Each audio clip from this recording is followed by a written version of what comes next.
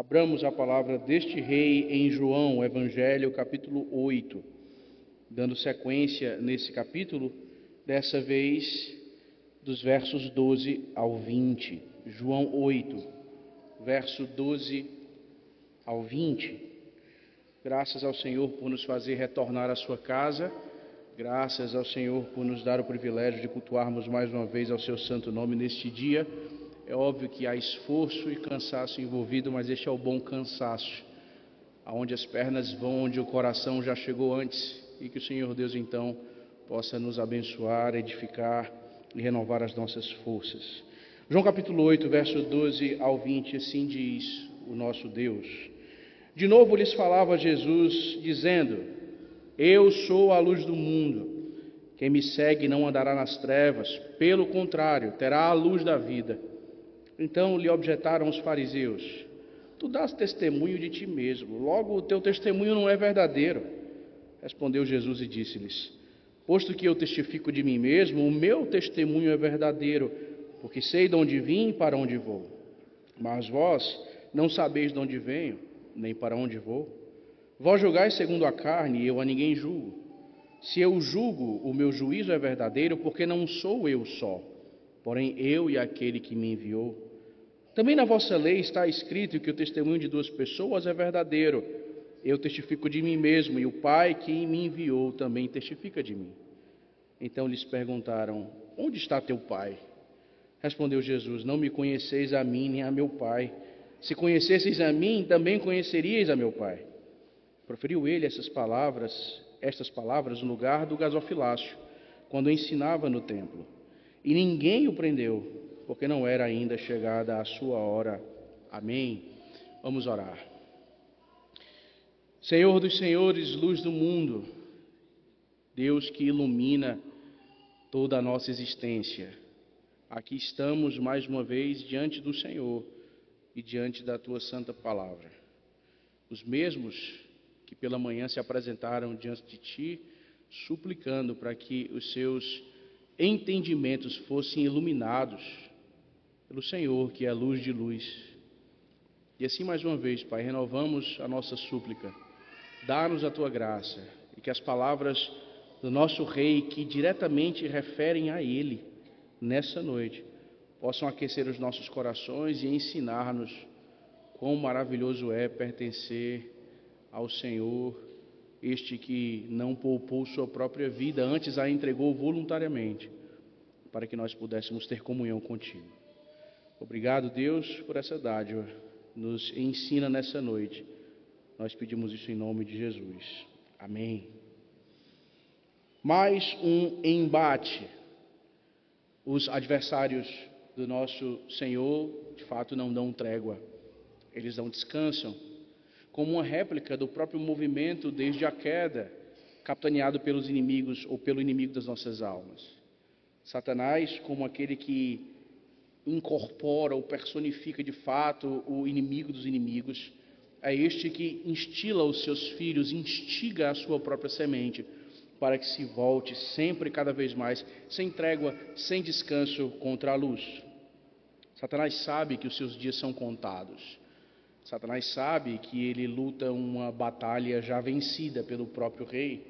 Mas ainda assim isso não diminui o seu ímpeto ou a sua ira, e fazendo com que aqueles que respondem e seguem os seus próprios caminhos se voltem então contra o Senhor, numa tentativa tola e frustrada de frustrar os planos e os desígnios do Deus soberano.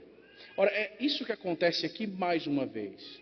Nós temos mais uma tentativa frustrada de enquadrar ao Senhor Jesus Cristo e desqualificar a pessoa do Messias. Ora, nós falamos pela manhã que o mundo frequentemente aplaude aqueles que são reprovados pelo Senhor.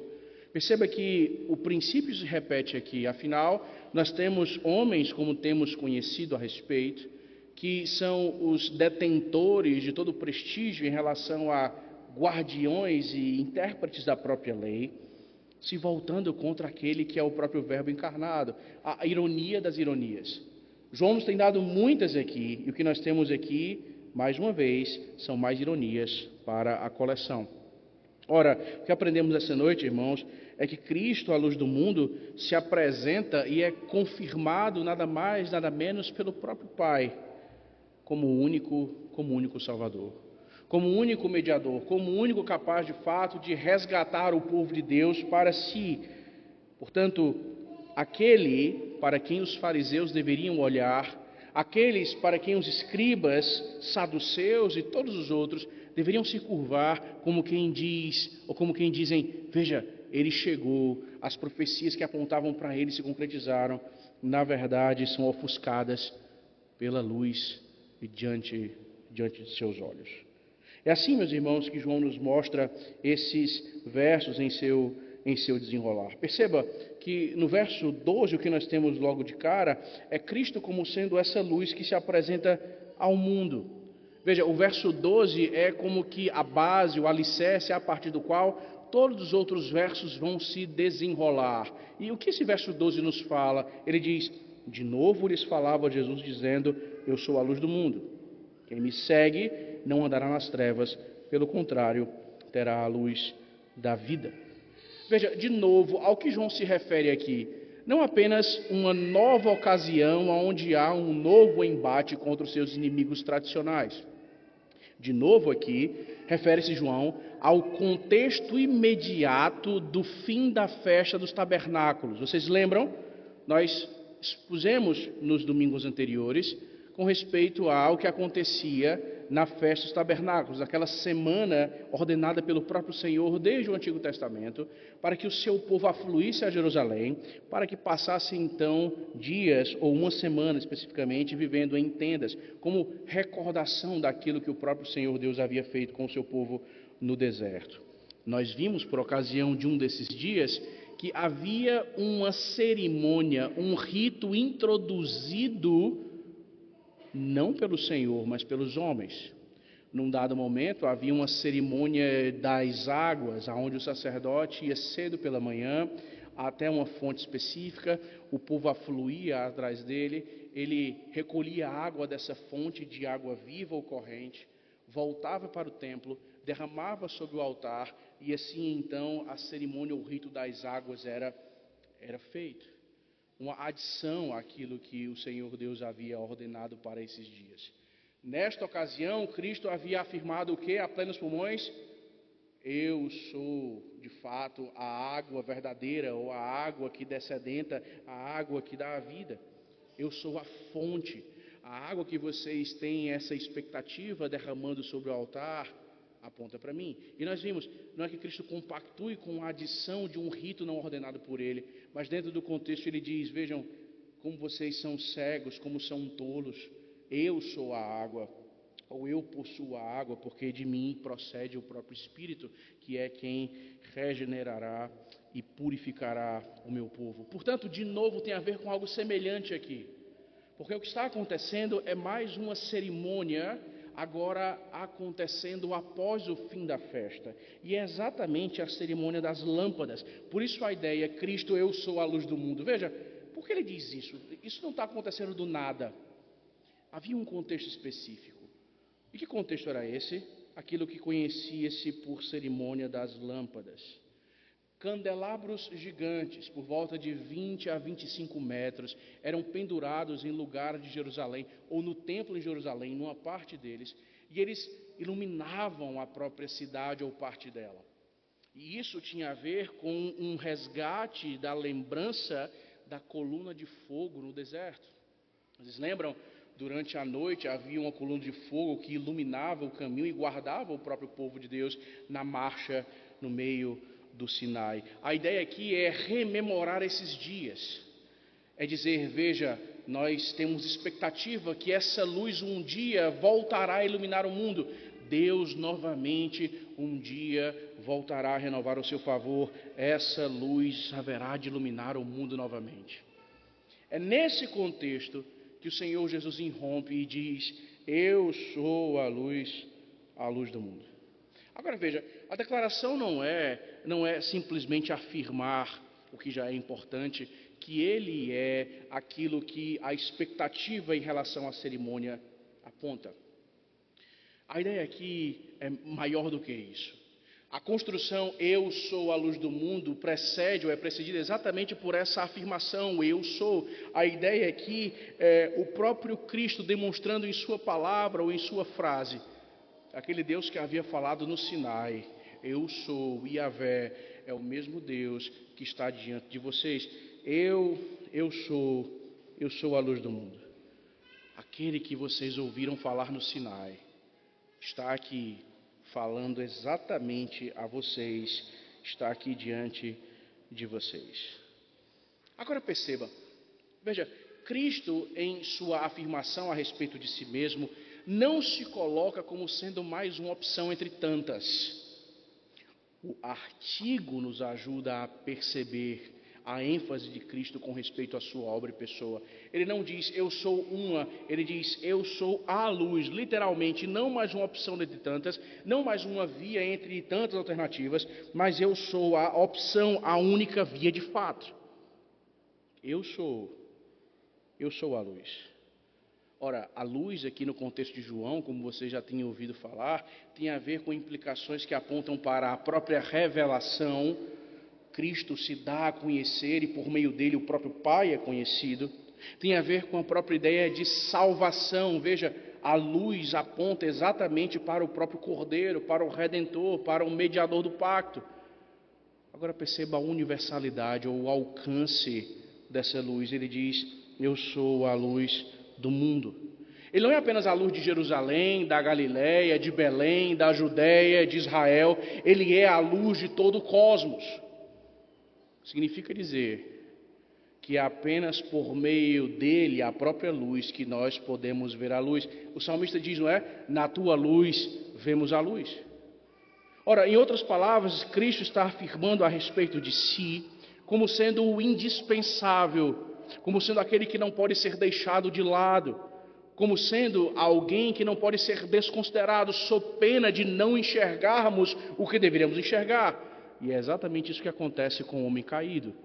Ele está cego. Mais do que isso, a sua cegueira se dá em função da consequência natural de sua morte espiritual. Ele não vê, ele está cego porque está morto. Essa dinâmica que se apresenta. Veja, o Senhor diz a homens mortos: "Eu sou a luz". E por que vocês não conseguem contemplar isso? Porque vocês não podem enxergar com os olhos espirituais, porque vocês não podem enxergar com os olhos da fé, porque vocês estão mortos em seus delitos e pecados. A menos que a luz irrompa nas trevas do coração, a menos que o próprio Espírito, com a palavra e pela palavra, abra os olhos e faça cair as escamas, vocês continuarão envolvidos e engajados em ritos que podem ser inclusive belíssimos, mas não ordenados por mim. E mais, vocês perderão a essência da própria expectativa gerada por meio do rito. Nós lembramos da coluna de fogo no deserto, e com isso nós suplicamos e ansiamos que um dia Deus voltará a iluminar o mundo. Pois bem, eu sou a luz. Nós chegamos numa época, irmãos, onde o mundo começa a ficar muito mais iluminado, muito mais colorido, muito mais cheio de pisca-piscas. E a ironia joanina aqui é acompanhada inclusive em nossos dias. Porque os homens falarão a respeito de um Jesus, os homens celebrarão a respeito de um Cristo, os homens falarão do nascimento do próprio Rei dos Reis e enfeitarão as cidades de suas casas, iluminarão a escuridão, mas muitos deles maciçamente tão distantes e cegos, sem poder de fato enxergar o que deveria estar diante dos olhos. Cristo, como alguém retratado, como um bebê na manjedoura, como se houvesse permanecido como um infante até hoje, sem poder e vulnerável de certa forma. Cristo, um tipo de amigo ou braço forte que alguém pode contar, mas um aspecto mais acessório. Alguém que pode melhorar a minha vida, alguém que pode me fazer ajustar um ponto ou outro que eu não tenho conseguido enxergar, e sabe, colocar alguns dos seus ensinamentos em prática, me dará bons resultados.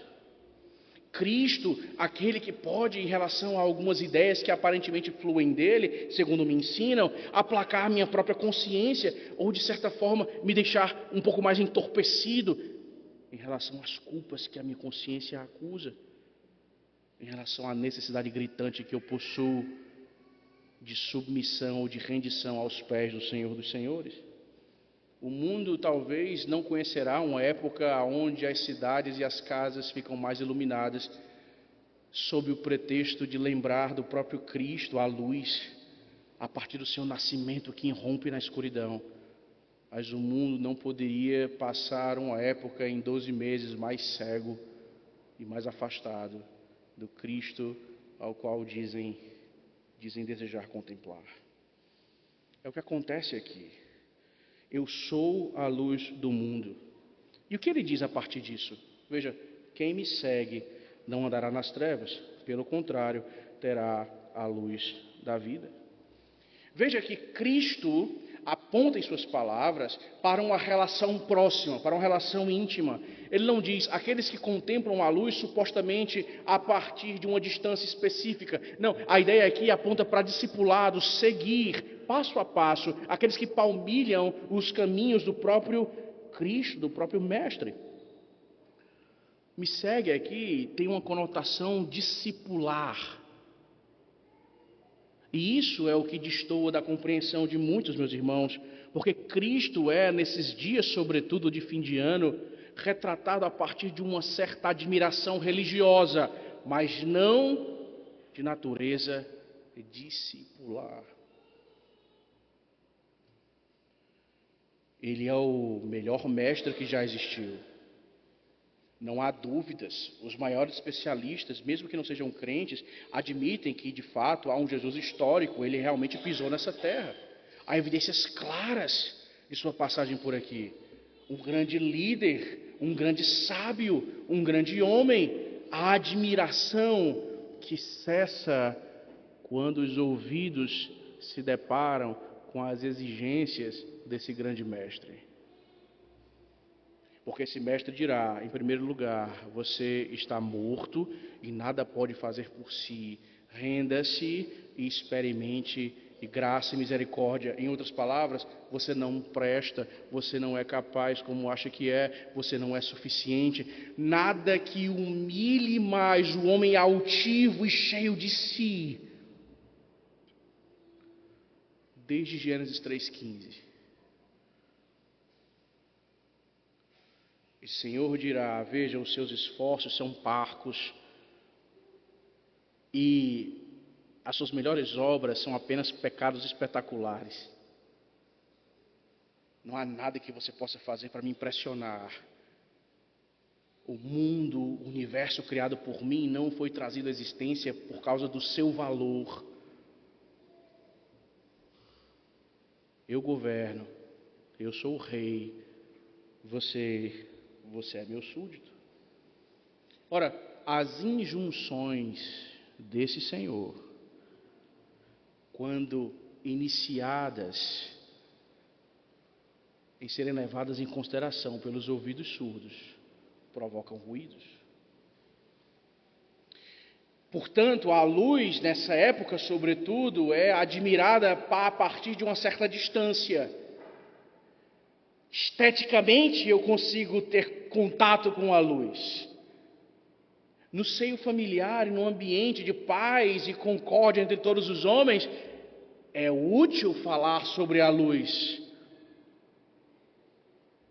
Mas quando a luz aponta para a necessidade de quebrantar o meu coração, os dentes começam a rilhar e a ira começa a tomar conta, porque não é possível que eu não possa colaborar, uma vírgula que seja, para merecer desse Deus alguma coisa. Isso é um insulto. Mas ele diz, quem me segue, ou seja, quem não nutre apenas uma admiração religiosa por mim, mas quem caminha comigo, não andará nas trevas. Você já tem visto o que trevas tem apontado dentro do contexto joanino? Veja, João fala de trevas quando deseja expressar uma ideia de ignorância espiritual ou cognitiva, inclusive, a respeito do que deveria ser conhecido. João fala de trevas quando ele deseja também apontar o aspecto negativo do pecado em contraste com a própria luz. João fala de trevas quando deseja comunicar alguma ideia de morte. Portanto, o que Cristo diz é: eu, a luz, concedo àqueles que caminham comigo, que têm intimidade comigo, exatamente não trevas, mas a luz da vida. O que ele diz, ora, uma vida continuamente iluminada por Deus. E essa é a grande diferença na expectativa ou na experiência dos corações nessa época. Porque talvez nos dias imediatos à festa, a decoração será desligada, as luzes serão tiradas das suas fontes de energia, os enfeites serão guardados, e a escuridão volta a dominar como sempre dominou. O que Cristo diz é: veja, a fonte verdadeira de luz sou eu. Aquele que me segue terá a luz da vida, uma vida continuamente iluminada pelo Senhor da glória. A luz da palavra falando ao coração, guiando a consciência, quem me segue terá vida continuamente iluminada por Deus, não andará nas trevas. A ignorância espiritual será cada vez mais dirimida por meio da santificação. Ora, o próprio pecado será cada vez mais mortificado como consequência da santificação. A morte não dominará sobre mim, ou não me reterá em suas mãos, porque a luz venceu quando ressurge gloriosa ao terceiro dia. Por isso ele diz: eu sou a luz do mundo. Veja, meus irmãos, que áreas você ainda prefere sombra à luz? Onde o Senhor da glória tem chamado você a considerar, a segui-lo, e você ainda tem hesitado, ainda tem calculado, não um cálculo responsável ou piedoso como quem deve entender as considerações e as consequências de uma decisão específica, mas hesitação pecaminosa. Quando a luz ilumina o nosso coração a partir do padrão genuíno, verdadeiro e absoluto, e nos confronta inequivocamente, nos demandando um tipo de resposta adequada a ela. Veja, onde o Senhor Jesus Cristo está falando ao seu coração, onde por meio da palavra Ele tem incomodado a sua consciência para que você o siga num aspecto específico, numa aplicação de sua verdade muito peculiar, e você tem hesitado. Há pecados que você ainda mantém nas sombras com medo de expor. Esse é o nosso medo desde o nosso pai Adão caído. Ele se esconde em sua tolice e o faz por detrás de árvores criadas pelo próprio Senhor, onisciente. E assim somos nós, achando que os nossos pecados poderão ser ocultos pelas densas trevas, sem que os olhos da luz do próprio Senhor possam rasgá-las e contemplá-la.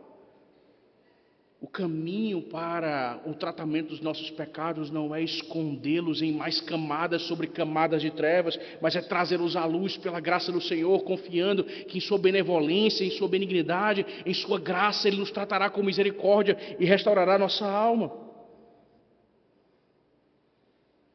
É interessante, o rito segue, e Cristo mais uma vez apresenta o padrão. Ele se identifica, Ele se apresenta antes que nós o busquemos. Eu sou a luz do mundo. Para de tentar arrumar a sua vida e deixar ela direitinha para que você possa ouvir a voz do Senhor e segui-lo. Existe essa ideia, não é? Veja, eu tenho de fato sentido apelos em minha alma e meu coração está desejoso e inquieto, porque eu sei que eu preciso seguir aquilo que o Senhor Deus me diz e me ordena em uma área específica da vida ou em outra, mas eu não posso agora. Eu preciso primeiro arrumar essa bagunça para que então eu tenha condições de fazer o que deve ser feito, para que então eu possa segui-lo de um modo mais íntegro, para que depois eu possa me aproximar dele. Não. Larga essa ideia de tentar arrumar as coisas primeiro para depois poder caminhar em direção à luz. Isso é falso. Isso é a armadilha sutil do próprio Satanás. A ideia é oposta. A luz nos muda. A graça nos transforma, não o contrário. Nós não arrumamos a bagunça e o Senhor infunde sobre nós sua graça. Nós não arrumamos as coisas e o Senhor derrama sobre nós a luz dele. E agora eu posso então segui-lo. É o oposto. A luz ilumina as trevas, a graça me alcança, então eu respondo de maneira adequada. O começo do ordenar e arrumar a bagunça da nossa vida passa por aqui. A graça na fonte da própria luz, que antes que nós sequer o busquemos, se apresenta como sendo eu, gracioso, compassivo, longânimo, transformo você, e não o oposto. É interessante, irmãos, veja, aquele que me segue não andará nas trevas. A luz do mundo, o próprio Cristo nos chama para fora da apatia. O Senhor da glória, a luz do mundo, nos chama para fora da solidão, para fora da frieza, para fora da inércia. Aquele que me segue, aquele que tem intimidade comigo. Veja, se nós seguirmos a Cristo, a luz da vida, Ele mesmo iluminará os porões mais escuros da nossa alma, reacenderá a comunhão, restaurará o serviço, renovará a esperança em nossos corações. Onde Cristo é seguido, os sinais vitais retornam. Onde Cristo é ouvido, as evidências de existência e de vida voltam a florescer. Mas o oposto é verdadeiro. Onde Cristo é ignorado, as trevas avançam e dominam. A pergunta diante deste que diz eu sou a luz é exatamente essa: nós vamos continuar parados ou nós vamos seguir a luz? Nós vamos continuar dormentes ou nós ouviremos o nosso Senhor e com graça e pela graça nos dirigiremos a Ele, a fonte de socorro, a fonte de consolo, a fonte de força, a fonte da nossa própria vida? Isso é apresentado no verso 12. Como disse, a base a partir da qual os eventos acontecem a partir do verso 13 até o 20. O que nos é dito agora no verso 13 ao 18 é exatamente a luz sendo confirmada pelo próprio Pai a partir do testemunho de Cristo. Há uma divergência aqui. O Senhor não poderia passar incólume no meio dos pecadores, seus inimigos estão à espreita. É dito então que o contraditório surge. Diante das palavras de Cristo no verso 12, os seus inimigos assim rompem o silêncio ou vácuo e dizem: então lhe objetaram os fariseus: tu dás testemunho de ti mesmo, logo o teu testemunho não é verdadeiro. Eles não aprenderam a lição. No contexto de uma mulher trazida à presença de Cristo sob acusação de adultério, mas a partir de um processo legal completamente viciado, pecaminoso e equivocado, os homens tentaram colocar o Senhor Jesus Cristo numa saia justa e o que ele optasse, o que ele escolhesse, traria prejuízos graves. Eles foram desmoralizados. Veja, aquele que de fato tem a sua consciência íntegra diante do devido processo legal estabelecido pelo próprio Senhor em sua lei, que atira a primeira pedra. Era assim que acontecia no Antigo Testamento. As testemunhas deveriam serem as primeiras a apedrejar. O resultado nós sabemos. Os homens deixaram suas pedras no chão e foram embora, permanecendo apenas Cristo, o juiz, de fato, e a mulher. Eles levam essa pancada, mas voltam e voltam de novo na mesma tônica. vamos colocá-lo em um tipo de situação onde inconsistência será de fato averiguada, concluída, provada, e com isso a pessoa dele entrará em descrédito. Tu dás testemunho de ti mesmo, logo teu testemunho não é verdadeiro. Os fariseus recorrem ao ordenamento jurídico ou legal do próprio livro de Deuteronômio. Eles tentam usar as palavras de Cristo contra ele mesmo. Como assim? Veja, sem desmarcar o capítulo 8, volta no capítulo 5 de João, lá no verso de número 31. João 5,31 diz assim: Cristo fala: se eu testifico a respeito de mim mesmo, o meu testemunho não é verdadeiro. Bingo! Esses homens então têm a ocasião perfeita para dizerem, com o dedo em riste diante da face do Messias: aqui jaz a incoerência das incoerências. Tu dizes ser justo, mas no fato ou de fato não é tão justo assim. Tu és parcial. Porque tu mesmo havia falado publicamente que se eu dou o testemunho de mim mesmo, meu testemunho não é válido. Ele está evocando o quê? Deuteronômio, que diz que pelo menos 2 testemunhas eram necessárias para validar uma queixa, uma denúncia, o que quer que seja desse tipo de acusação ou de um fato. O que eles dizem então, esfregando as mãos, é: tu dás testemunho de ti mesmo. Logo, seguindo a tua própria coerência, Jesus Cristo, teu testemunho não é verdadeiro. Eles colocam então as mãos nos seus supostos bolsos e riem com o canto da boca, dizendo: agora sim, acertamos. E o que acontece depois parece confirmar a impressão desses homens, porque Cristo diz: posto que eu testifico de mim mesmo, o meu testemunho é verdadeiro, porque sei de onde vim e sei para onde vou, mas vós não sabeis de onde venho nem para onde vou. Opa, Cristo parece admitir a insinuação de inconsistência e, de alguma forma, tentar apresentar o seu caso como uma exceção à regra. Ele diz: não, peraí, eu testifico de mim mesmo, mas o meu testemunho é verdadeiro, porque eu sei a minha origem e sei para onde eu vou. Vocês não sabem disso. Parece isso, não é? Cristo está abrindo uma exceção à sua própria lei. Como isso deve ter soado? 2 pesos, 2 medidas.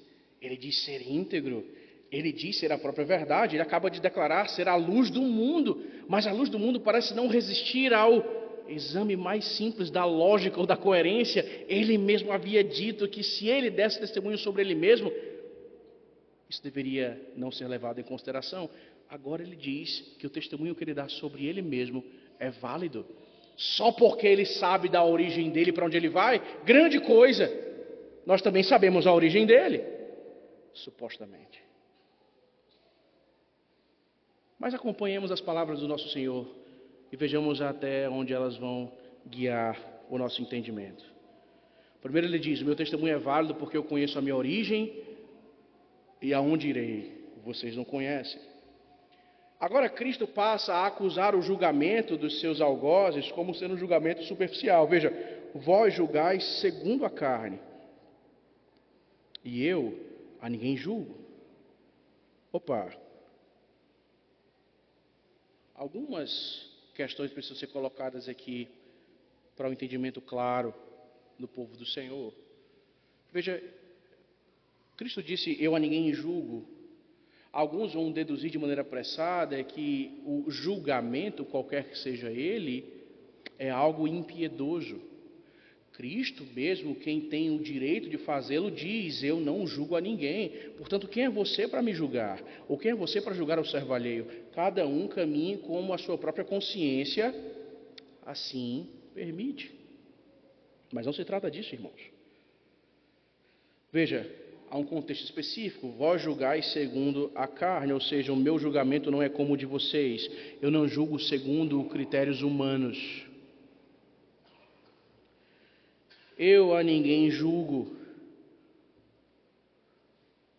eu não julgo a ninguém de acordo com os critérios carnais de vocês. Portanto, Cristo não está dizendo que ele não emite juízo sobre quem quer que seja. Cristo está dizendo que o meu critério para estabelecer juízo é completamente diferente do de vocês.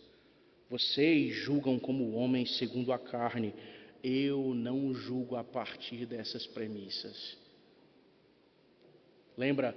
Porque eu sei de onde vim e sei para onde vou. Ou seja, a minha pessoa não depende da validação humana. Vocês não conhecem os meus passos. A minha origem e o meu destino, o Pai e para o Pai, é que de fato mostram o que eu sou. É a realidade que vocês não podem contemplar como homens mortos. Cristo segue dizendo: se eu o julgo, o meu juízo é verdadeiro, porque não sou eu só, porém eu e aquele que me enviou. Ora, Cristo agora passa a dizer por que o critério de juízo ou de julgamento dele é diferente completamente dos fariseus. Os fariseus julgam segundo os critérios humanos. Cristo nos diz que ele não está só em seu juízo. Jesus não age isolado. Se eu julgo, o meu juízo é verdadeiro, porque não sou eu só, porém eu e aquele que me enviou. Veja, há uma unidade funcional, ontológica em relação ao próprio ser, entre o Pai e o Filho.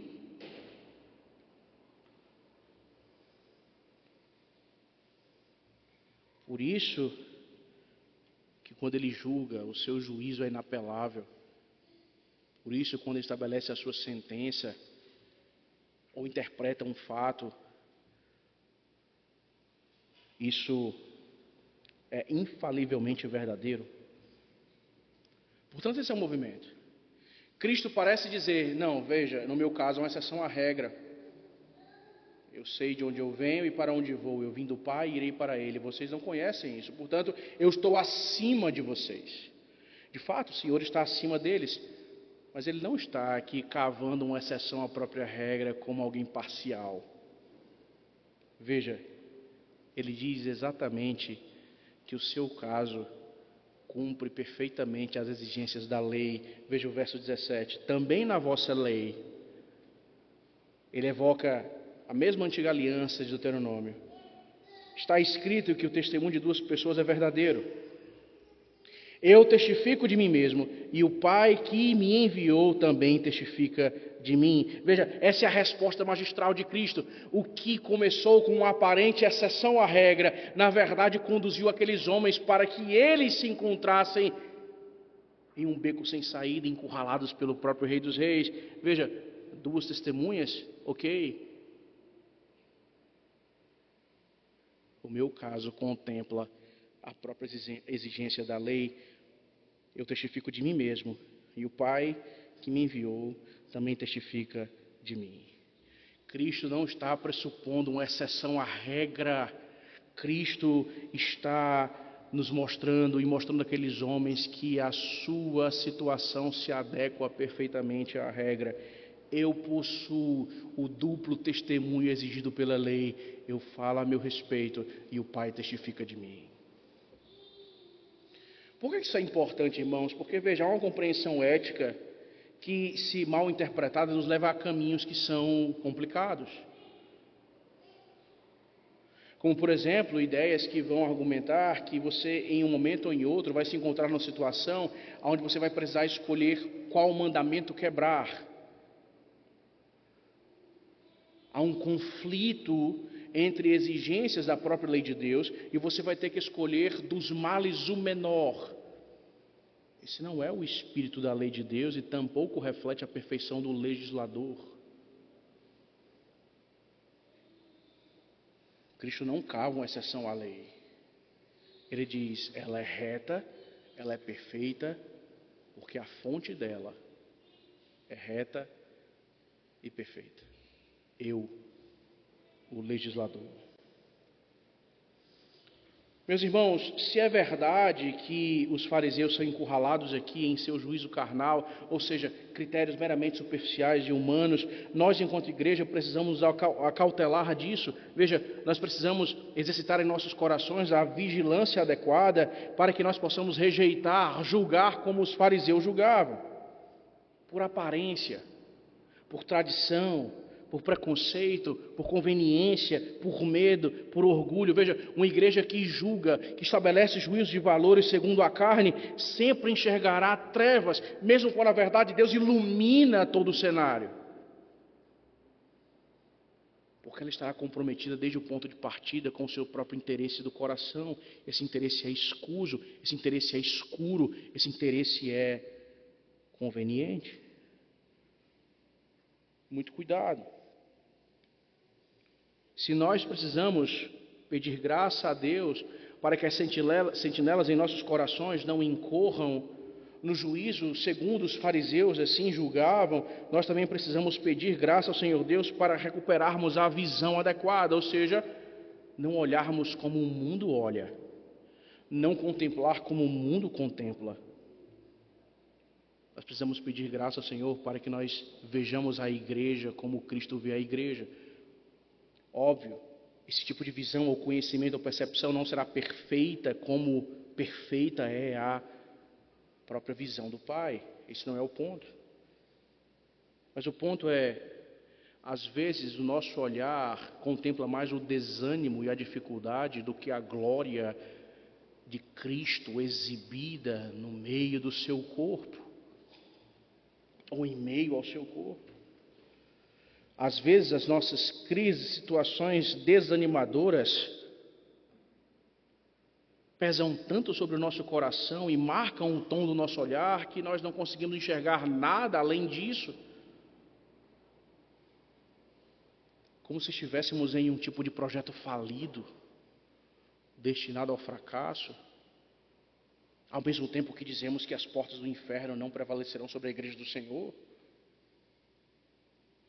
Devemos pedir graça a Deus para que, apesar das dificuldades, apesar dos desafios, apesar dos desânimos que são comuns à trajetória que oscila, nós possamos contemplar a igreja de Cristo como o Senhor Deus a vê, de acordo com Ele revela em Sua própria palavra, algo glorioso, algo fundamental, algo importante, algo que aponta para experimentar privilégios reais e celestiais, mesmo aqui desse lado da existência.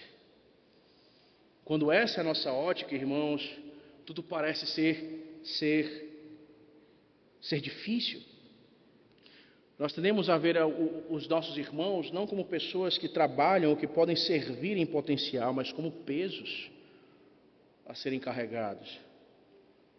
O nosso coração se enche de indisposição e de divergências e de iras, e a animosidade parece dar o tom dos nossos próprios relacionamentos, todos muito inflamados,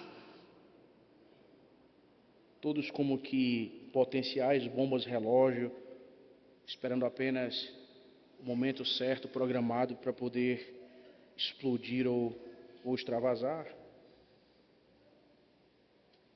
O serviço cristão, sobre essa ótica, se torna cada vez mais pesado, difícil, um fardo, algo que acorrenta, algo que rouba de mim.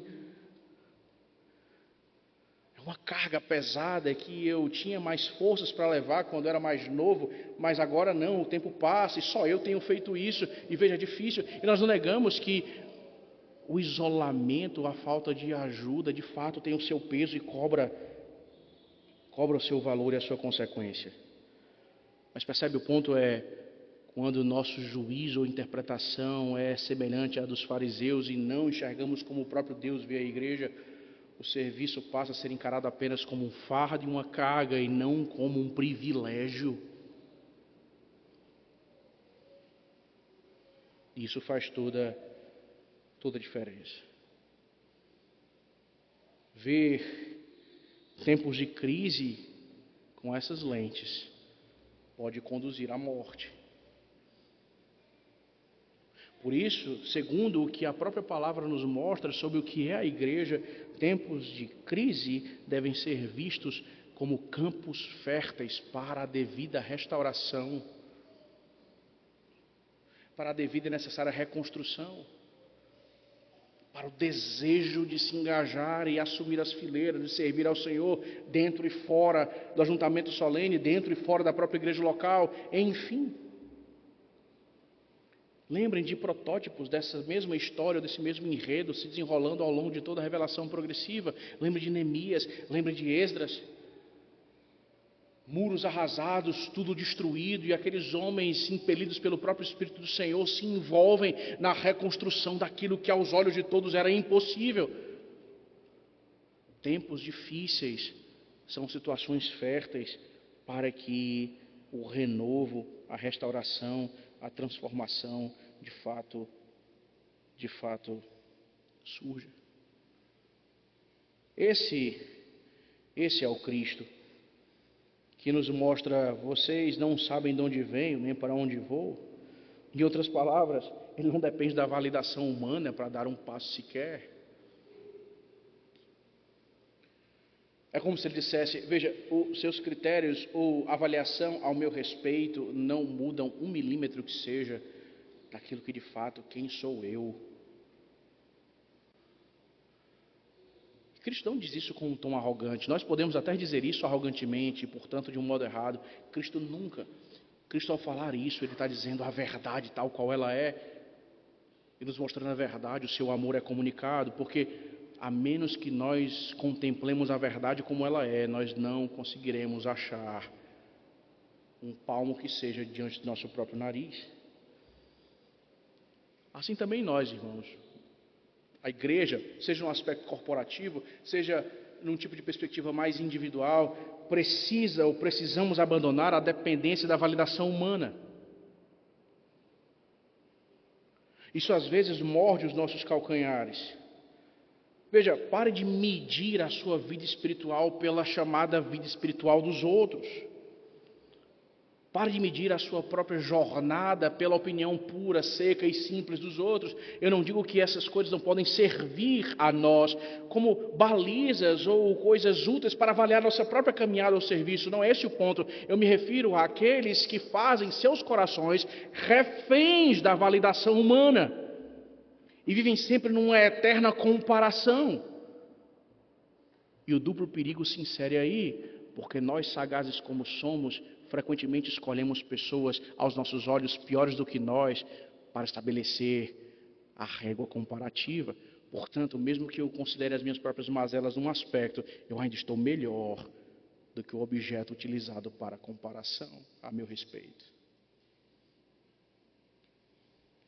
As trevas nos cegam.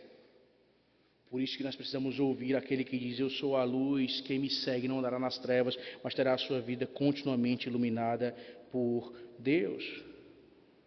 Portanto, irmãos, paremos de buscar confiança ou segurança na aprovação alheia. O servo do Senhor deve temer ao seu Senhor como ponto de partida. A consciência do servo de Deus deve responder à palavra do Senhor como ponto de partida. E tudo que divergir desse princípio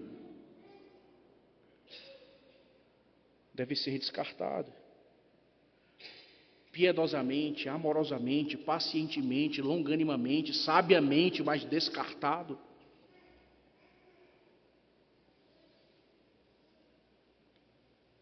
Devemos temer ao Senhor, não às estatísticas. E as estatísticas nos assombram, não?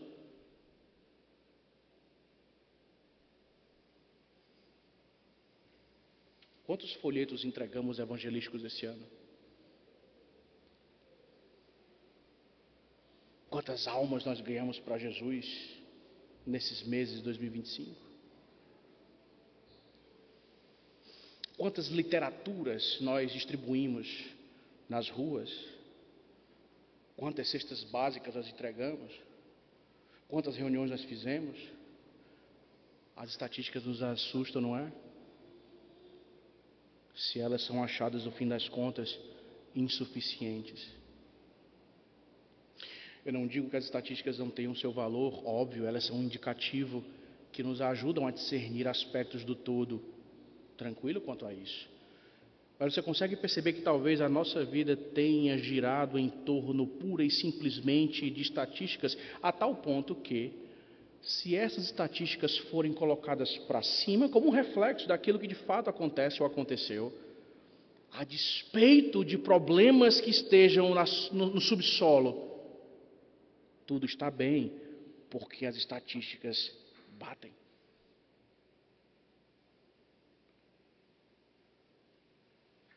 Então, se há divergências e separação entre irmãos, isso é abafado pela estatística que me diz que eu consegui entregar 5.000 folhetos essa semana. Se não há disposição de fato para o serviço e para o engajamento, isso é abafado pelo som que fala ainda mais alto. De quantas centenas de reuniões nós participamos? Nós não devemos temer as estatísticas como quem vive à mercê delas. A luz de Cristo dispensa os holofotes humanos. Eu sou a luz, eu sou o critério, eu sou o paradigma, eu sou a fonte. Se as estatísticas de vocês de fato não apontarem para uma realidade espiritual sadia e bíblica, eu as jogo no lixo. É como se a luz do mundo dissesse exatamente assim para cada um de nós.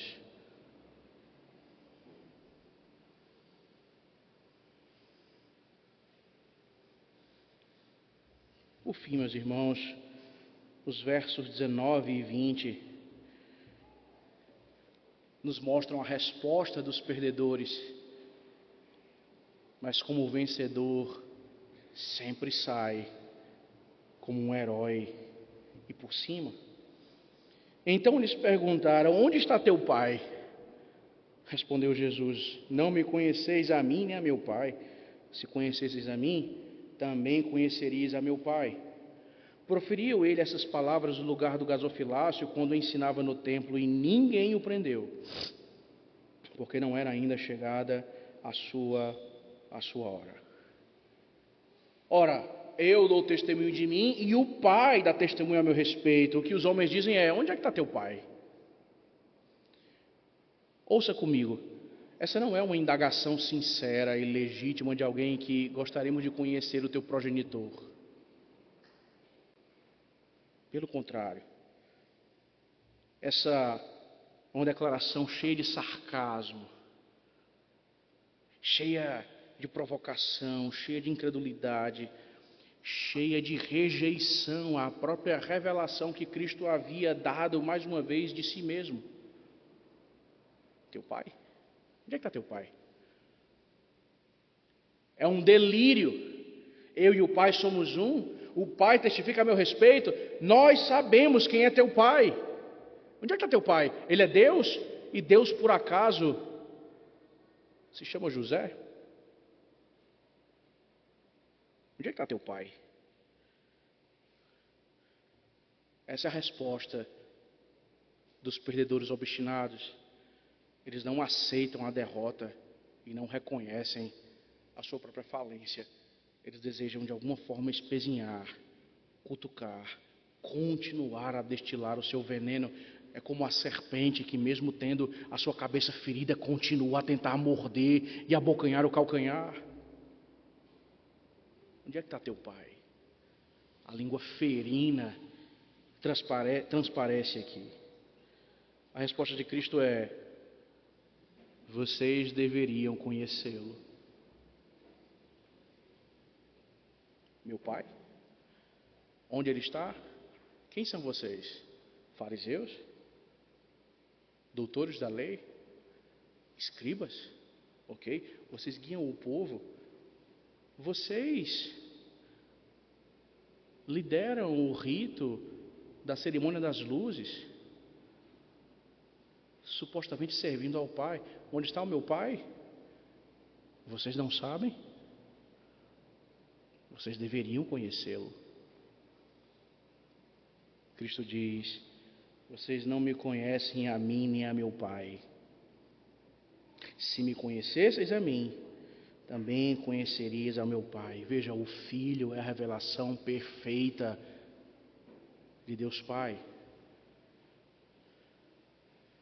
A fé verdadeira no Deus ou a Deus que esses homens fariseus diziam render só seria verdadeira de fato se passasse pelo Filho. É impossível servir ou desejar ao Pai e negar ao seu próprio Filho. Portanto, o que Cristo diz é: não há devoção verdadeira entre vocês, porque não me conhecem. Vocês não conhecem aquele que vocês dizem servir.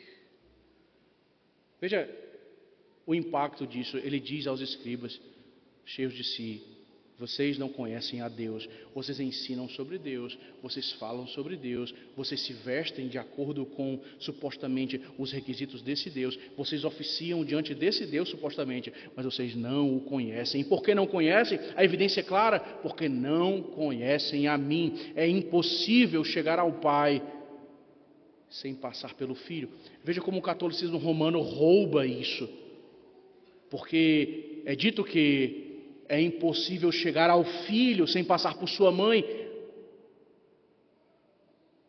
O ponto é completamente outro. É impossível chegar ao Pai sem passar pelo Filho. O que Cristo diz é: vocês estão em trevas. Por mais sincera e aplicada que a religião de vocês, por mais zelosa que a fé de vocês pareça, vocês estão em trevas. Isso é apenas aparência. Vocês enganam a si mesmos. Por fim, é dito que ao dizer essas palavras, João nos diz que ninguém ousou prendê-lo. Ele proferiu essas palavras do gasofilácio. Essa é uma evidência, ou um marcador dentro da cena que nos mostra exatamente a ideia da cerimônia das luzes. Porque era no pátio onde estava o gasofilácio, no pátio das mulheres, um pátio mais geral, que essas luzes ou os candelabros eram pendurados. Então ele diz exatamente ali onde estava o gasofilácio, onde estavam as luzes.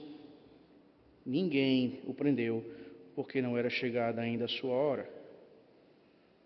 O gasofilácio ficava num lugar onde havia um fluxo enorme de gente, mas isso não foi o bastante para que alguém ousasse prendê-lo. A luz do mundo não pode ser apagada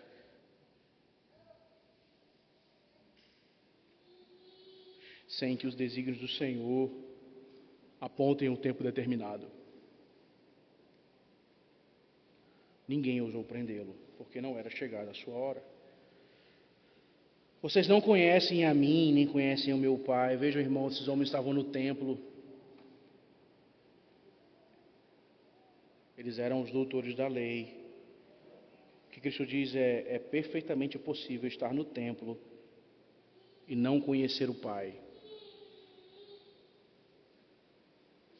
Se esses homens eram frequentes dos ritos judaicos, com toda certeza. Se esses homens eram conhecidos por sua rigidez e por sua consistência com as leis judaicas, com toda certeza. Nem a frequência aos ritos, nem todo o zelo, por mais que sem entendimento, nada disso substitui o verdadeiro conhecimento de Cristo. A atividade religiosa, irmãos, ou a existência de atividade religiosa não garante necessariamente intimidade com o Senhor. Não haviam homens mais ativos religiosamente nesse contexto do que esses homens aqui. Mas o que Cristo diz a eles? Vocês não me conhecem. E porque não me conhecem, não conhecem o Deus que supostamente vocês acham que serve. O ponto, irmãos, deveria nos assustar, porque uma igreja pode manter seus cultos, mas ainda assim perder a sua comunhão com o Senhor. Se a história da igreja nos mostra isso, infelizmente, em muitos casos. Talvez o que é mais próximo do nosso conhecimento seja a situação da Europa pós-cristã. Vocês já devem ter visto em reels, em notícias, igreja que no passado pertencia à denominação tal, hoje virou uma discoteca. Igreja assim virou uma academia. Igreja assim virou uma mesquita. A igreja pode manter seus cultos e ainda assim perder a comunhão com o Pai. Mas para nós que somos assombrados por estatísticas, veja, a maior tragédia não é simplesmente ter o nosso prédio esvaziado. a maior tragédia é perder o coração, por assim dizer, diante de Deus. Sim, de fato, nós sentimos o pesar e nos incomodamos legitimamente com os lugares vazios dos bancos. Nós ansiamos que eles sejam preenchidos até o limite, se o Senhor Deus quiser, e mais do que isso. Isso é legítimo. Mas não é verdade que uma pouca porção do rebanho signifique que o Senhor Deus não tem guiado o seu povo ali. Isso é verdade para aqueles que são ouvidos por mera estatística. Por isso que a maior tragédia não é simplesmente a diminuição de um povo específico no prédio da igreja.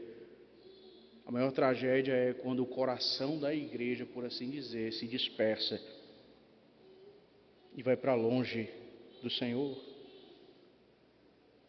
Onde é que está teu pai?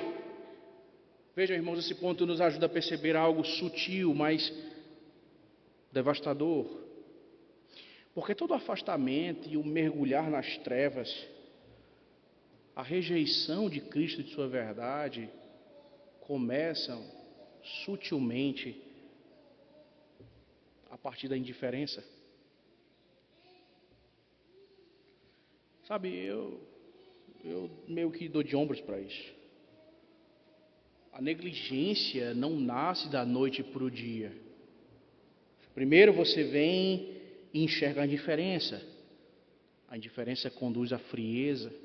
A frieza, por sua vez, conduz ao afastamento. O afastamento, por sua vez, conduz à situação mais consolidada. A situação consolidada conduz à escuridão. Mas isso começou lá atrás, quando a singela ou sutil rejeição foi abraçada em nossos corações. Quanto mais distante da luz, menos nós conseguimos perceber a distância. Esses homens estavam tão distantes, mas tão distantes, que dialogando com a própria luz, próximo dela, espacialmente falando, na verdade, mostram que estavam infinitamente distantes do Senhor. Portanto, meus irmãos, vejam, a comunhão com o Senhor Jesus não se mantém longe. A comunhão com o Senhor dos Senhores não se mantém longe da comunhão com o povo de Deus. Não adianta dizer eu amo ao Senhor e não amar a sua noiva. Não adianta dizer eu amo a Cristo e sou um discípulo fiel e não desejar estar com o povo de Deus. Se o povo do Senhor está em segundo plano, Cristo não está em primeiro plano no seu coração. Ainda que os seus lábios afirmem isso, mas não estão. É impossível amar de fato e se devotar ao noivo de fato, e em algum nível desprezar a noiva por quem Cristo morreu.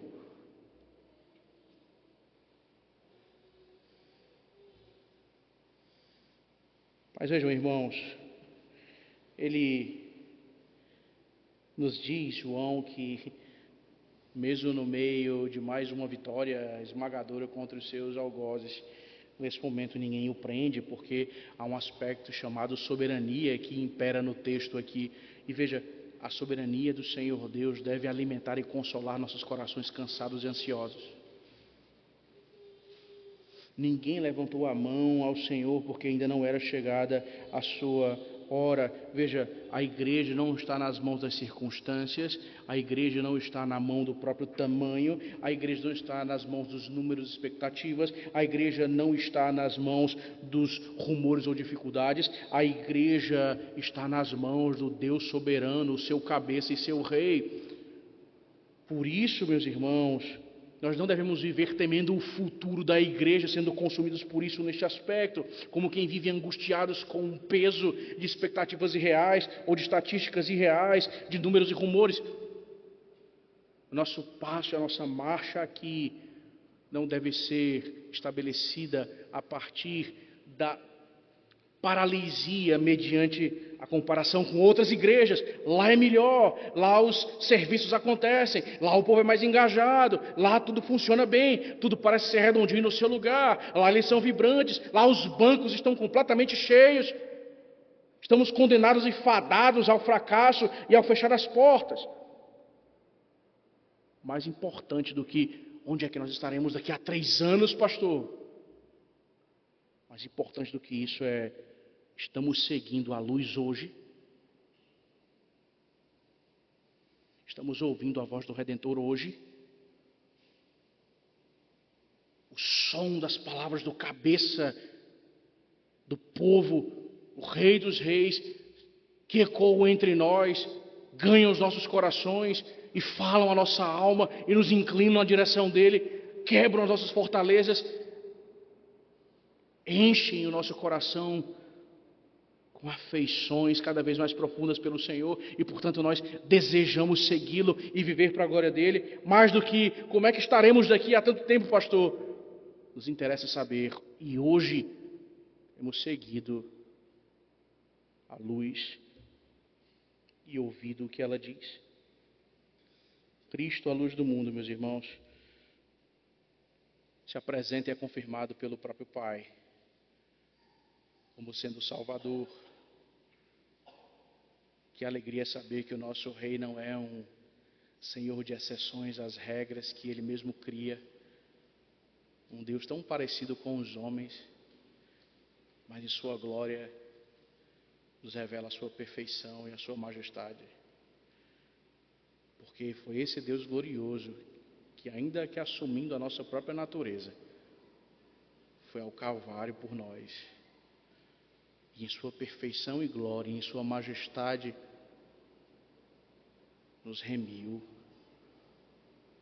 E a grande evidência de que a sua obra foi aceita pelo Pai é que ele não permaneceu sob o poder da morte. Ele ressurge.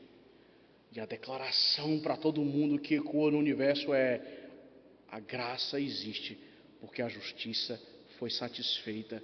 Glórias ao nosso Redentor, glórias ao nosso Senhor, aquele que não pode ser colocado em saias justas, aquele que não pode ser colocado contra a parede, aquele que não conhece becos sem saída, ruas sem lugares e opções. O Rei que reina a própria verdade, a luz do mundo. Vamos orar, meus irmãos. Senhor, louvado seja o teu nome. Obrigado, Pai, porque o Senhor nos ensina e fala ao coração. Tu que és o nosso Rei, que venceste a morte e nos comunica os benefícios de tua vitória. Seja glorificado por nós, Senhor, vasos quebrados e tão frágeis, mas que porque o Senhor nos resgatou, carregam consigo tesouro inigualável e inestimável. Ah, Senhor, nos ajuda para que cada vez mais na Tua luz nós vejamos a luz. E para que a Tua luz brilhe em nós e através de nós, e aqueles a quem o Senhor amou desde a eternidade possam ainda ser alcançados, caso não tenham sido ainda. Ó Senhor, faz assim, glorifica o Teu nome. Pedimos isso em nome de Cristo. Amém.